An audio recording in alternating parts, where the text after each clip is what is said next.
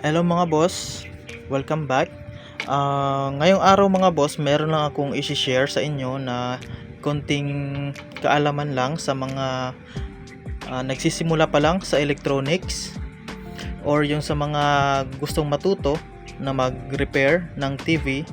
Meron akong i-share sa inyo mga boss na konting kaalaman na patungkol dito sa CRT TV. Ito po ay ang CRT TV mga boss. Ito po yung laman ng ating mga TV pag binuksan natin ito sa loob. Bali mga boss, ituturo ko sa inyo yung mga parts at section ng CRT TV para po pag magto-troubleshoot po kayo ng isang CRT TV, malalaman nyo mga boss kung anong section ang merong problema. So unahin po natin mga boss dito sa power supply. Ang power supply mga boss, malalaman nyo dahil meron siyang line dito, yung white na line na yan. Ayan dito. Ibig sabihin yan, pag may nakita kayong ganitong line mga boss, ang loob po niyan ay ito po ang power supply. Sa power supply mga boss, una dito yung sa may power cord nya, sa may saksakan. Yung saksakan na yan mga boss, dito yan papunta sa may primary. Ito po yung primary yung tinatawag. Ito po yung dito terminal nya ng AC. Bali yung kuryente dadaan dito sa fuse switch. Ito po yung kanyang switch. Then ito po yung kanyang fuse. Tapos ito po yung kanyang capacitor. Tapos ito yung regulator, STR regulator, yan mga boss. Tapos ito yung resistor. Tapos ito po yung degausseur. Ito po yung degausseur. Tapos ito po ay positor mga boss. Ito po ay coil. Tapos ito po yung kanyang diode. Yan, ang apat na to diode. Yan, diode po yan ng power supply. Balik kino-convert niya yung AC papuntang DC, maging DC siya.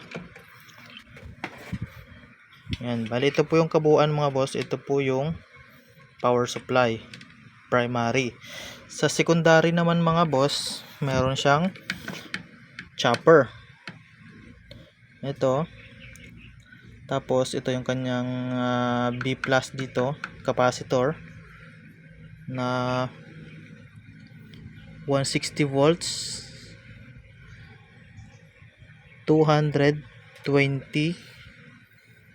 UF microfarad. Then mga boss, ito yung kanyang vertical IC. Ito po yung vertical IC. Ito po yung mga kasama niya, yung mga capacitor. Yan, vertical IC po yan. Tapos mga boss, dito, yan, itong transistor na ito po yung H out or horizontal output transistor. Yan, ito mga boss. And then itong malaking building na to mga boss, ito po yung flyback transformer. Ayan mga boss, ito po yung flyback. Then yung kanyang high voltage wire, ayan, papunta po yan dito sa my picture tube. Ayan, dito po lumalabas yung kanyang high voltage. Then mga boss, itong line na itong mga wires na itong apat na to. Ito po yung connection ng horizontal at kanyang vertical papuntang yoke. Yan, ito pong yoke niya mga boss. Yan, yoke po yan. Tapos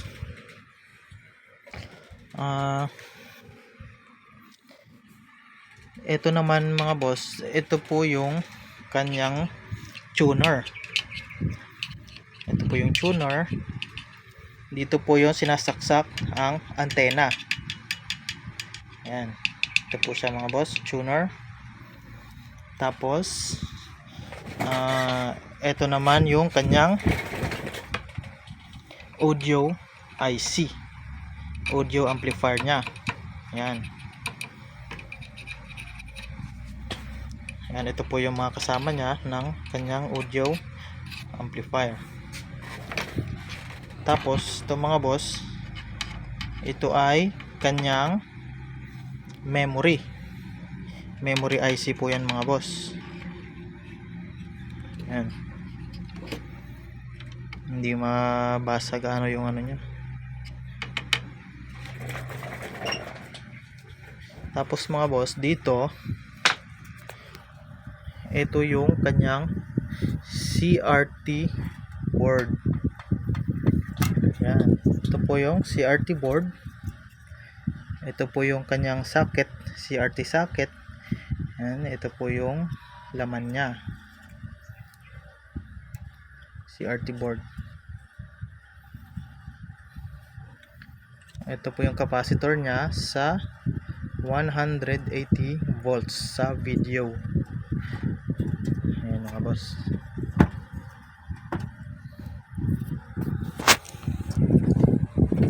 At dito naman sa ilalim mga boss, dito natin makikita yung kanyang chroma, or tinatawag ito na spider IC, jungle IC. Yan, ito po siya mga boss. Bali, iisa lang po siya mga boss. So pinagsama na po yan dito, yung jungle IC nya. So may chroma. Ayan, ito na po siya.